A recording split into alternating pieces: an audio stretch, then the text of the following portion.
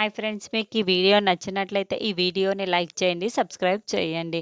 భూమి కృష్ణప్రసాద్ మాట్లాడిన మాటలన్నీ తలుచుకుంటూ చాలా బాధపడుతూ ఇంటికి నడుచుకుంటూ రోడ్లో వెళ్తూ ఉంటుంది. అప్పుడే మళ్ళీ ఆ పంచ కట్టుకున్న అతను భూమిని చూసేస్తూ ఉంటాడు. ఏయ్, ఆగవే, ఆగు అని మళ్ళీ అతను భూమిని వెంటబడుతూ ఉంటాడు. అప్పుడు భూమి అతని నుంచి తప్పించుకోవడానికి రోడ్డు పైన పరుగులు పెడుతూ ఉంటుంది. అతను కూడా భూమిని వెంబడిస్తూ ఉంటాడు.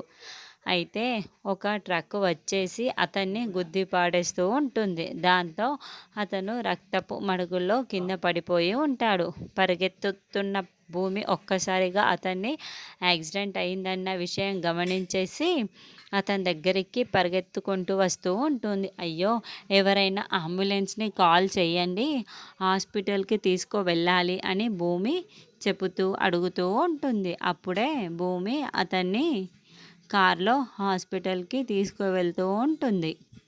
ఏవండి, మీరు బాధపడకండి, నేను త్వరగానే మిమ్మల్ని హాస్పిటల్కి తీసుకువెళ్తాను, నేను నీ ప్రాణాలు కాపాడుతాను, అయ్యో కాస్త ఓర్చుకోండి అని భూమి రక్తపు మడుగుల్లో ఉన్న విలవిలలాడిపోతున్న అతనికి సర్ది చెబుతూ ఉంటుంది. అప్పుడు అతను అంత గాయాలతో ఉండి కూడా, అమ్మా, నువ్వు ఆ రక్తానివమ్మా, నేను నిన్ను ప్రాణాలు తీయాలని చూసినా కూడా నువ్వు నా ప్రాణాలు కాపాడాలని చూస్తున్నావు, ఎందుకంటే నువ్వు ఆ తల్లి రక్తానివి కదా, అందుకేనమ్మా నీకు ఇంత మంచి బుద్ధి అని అతను చెప్తూ ఉంటాడు.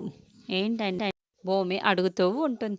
అవునమ్మా, నువ్వు ఆ తల్లి రక్తానివే, ఆ తల్లి రక్తం అంటే మరి ఎవరో కాదు, నువ్వు శోభాష్ చంద్ర కూతురువి అమ్మ, అందుకే ఆవిడలాగే నీకు ఇంత మంచి బుద్ధి వచ్చింది, నువ్వు శోభాష్ చంద్ర కూతురివి అమ్మ, కూతురువి అని అతను భూమిని నిజం చెప్పేస్తూ ఉంటాడు. ఏంటి, ఏం మాట్లాడుతున్నావు, నేను శోభాష్ చంద్ర కూతురినా అని భూమి మరి అడుగుతూ ఉంటుంది. అవునమ్మా, నువ్వు ఆ శోభాష్ చంద్ర కూతురువేనమ్మా, కూతురువేనని అతను నిజం చెబుతేయడంతో భూమి ఒక్కసారిగా షాకింగ్గా వింటూ ఉంటుంది.